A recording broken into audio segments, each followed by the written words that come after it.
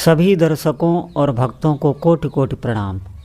सबको प्रेम भरा जय जय श्री राधे, जय जय श्री सीताराम। जितने भी साधक हैं, भक्त हैं, बहुत महत्वपूर्ण विषय है और सभी साधक बहुत ध्यान से करें, सुनेंगे।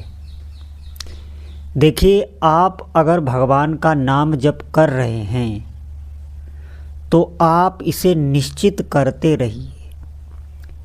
चाहे कोई भी परिस्थिति आ जाए, कोई भी स्थिति आ जाए, आपको बिल्कुल इधर उधर झांकना ही नहीं है। आपको नाम जप नहीं छोड़ना है। एक दिन ऐसी नाम जापक पर विशेष कृपा हो जाती है कि स्वतः ही दिव्य दिव्य भाव उनमें साधक रहने लगता है।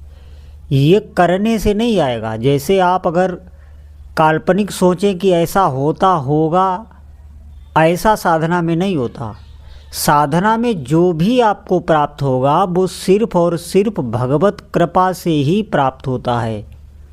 साधक कुछ भी करके उसे कभी अनुभव नहीं हो सकता। जिसमें करने का अभिमान है कि मैं इतना भजन कर रहा हूँ, तो भजन के बदले में आपको अनुभव नहीं होता।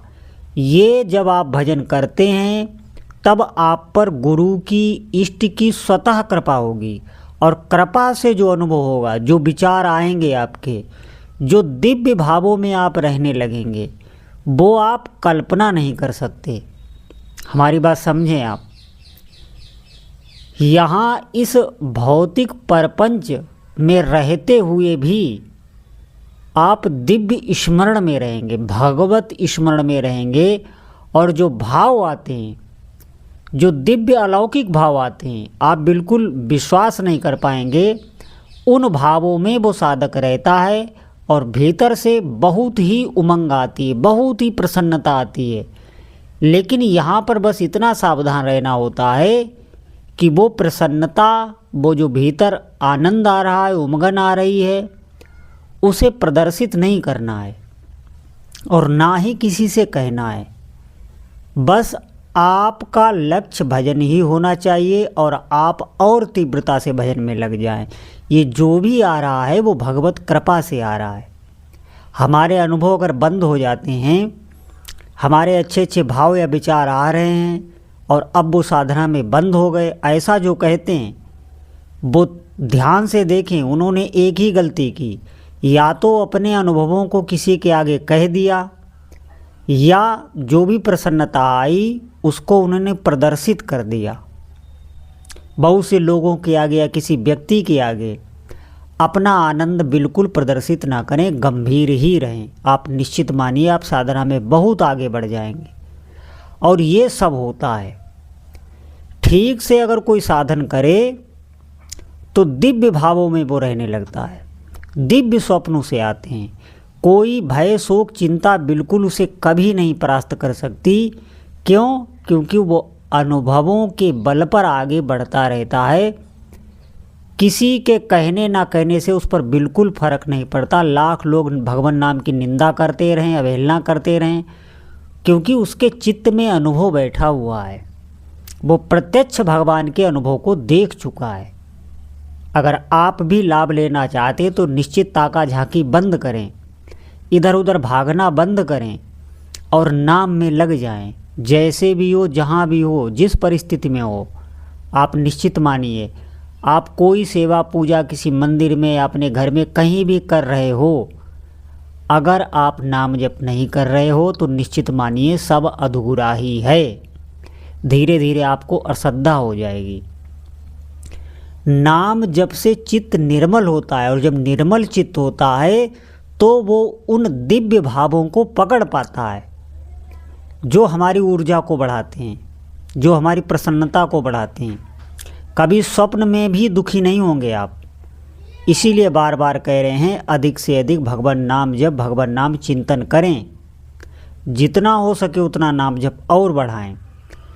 जीव से जितना अभ्यास करेंगे, भले ही प्रारंभ में आपका मन ना लगता हो, तो जीव से ही अगर आप अभ्यास करेंगे तो जितना मन पवित्र होता जाएगा उतना स्वतः ही लगता चला जाएगा।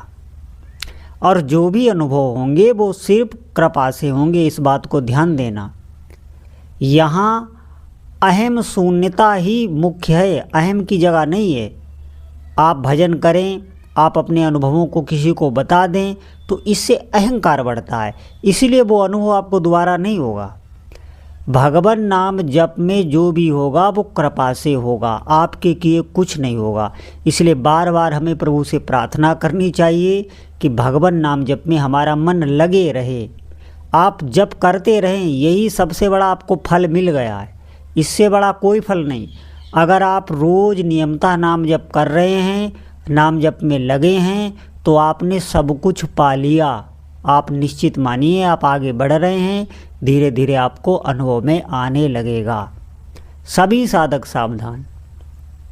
सूक्ष्म शरीर के जो अनुभव हैं वो भगवान नाम जप से ही आपको अनुभव में आएंगे, क्योंकि हृदय जब पवित्र हो जाता है तभी उन भावों को पकड़ पाता है।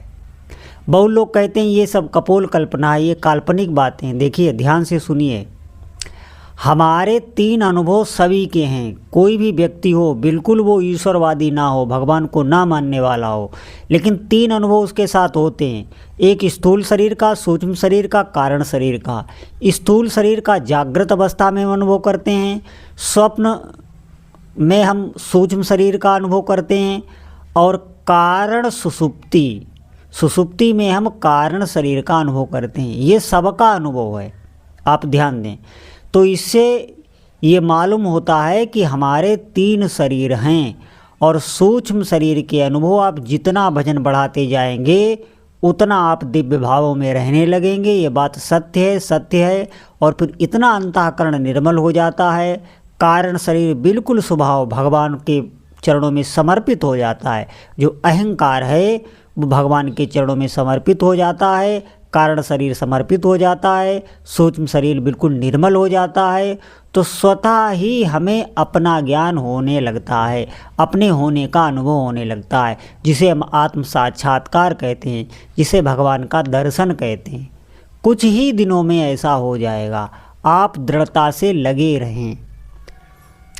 कोई भी जब से हमने जन्म लिया है या पूर्व जन्मों से जो हमारी एक प्यास है, जो अभाव है, आप देखें कोई भी व्यक्ति हो वो अभाव में रहता है। अभाव ना हो तो वो किसी कर्म में ना लगे, वो अपने अभाव की पूर्ति बाहर से करना चाहता है, और इस अभाव की पूर्ति बाहर से कभी नहीं हो सकती, केवल और केवल भजन से होती है। भजन से वो अभाव नष्ट हो जाता है, तब साधक पूर्ण संतुष्ट हो जाता है, पूर्ण विश्राम उसे मिल जाता है।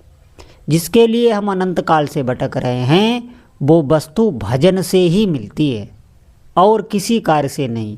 आप निश्चित मानिए, थोड़ी देर के लिए कोई कर्म आपको प्रसन्न कर सकता है, थोड़ी देर के लिए कोई दृश्य प्रसन्न कर सकता है, थोड़ी देर के लिए कोई भोग आपको प्रसन्न कर सकता है, लेकिन थोड़ी देर बाद तुरंत ही आपको दुखी होना पड़ेगा।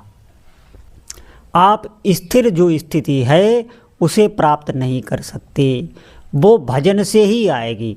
भजन से ही हमें पूर्णता का अनुभव होगा, उस आनंद का अनुभव होगा, अपने उपास्य देव इष्ट देव का अनुभव होगा। तो अधिक से अधिक आप भजन करें और कृपा की बाट जोते रहें। और एक बात अवश्य ध्यान देनी है कि किसी की भी हमसे निंदा ना बने, किसी के साथ हम छल कपट दुर्व्यवहार ना करें, इस बात को विशेष ध्यान देना है। किसी भी जीव के भी प्रति हम हिंसा ना करें, कोई अहित ना करें किसी का। अगर हम प्रगट में सेवा ना कर सकें तो किसी के साथ गलत भी ना करें, भाव अच्छे ही रखें। भले ही आप सेवा नहीं कर पा रहे हैं, सेवा का भाव रख सकते हैं, इसमें कोई खर्चा नहीं लगता। सेवा का भाव रखने मात्र से ही सेवा के फल की प्राप्ति होती है। ये कलयुग भगवान की विशेष कृपा है। इसीलिए हम बिल्कुल इस दुष्टता का छोड़ें, पापाचरण को छोड़ें, अपने आचरण ठीक करें, भजन में लगें। बहुत ही अमूल्य समय है, जो हमारा समय चला गया निश्चित मानिए बहुत ही हानि हो गई। अधिक से अधिक नाम जप करें, जो भी हमारी इस बात को सुन रहे हैं। तो सभी भक्तों से प्रार्थना है, आज से ही नाम में लगें। बोलो जय जय श्री सीताराम।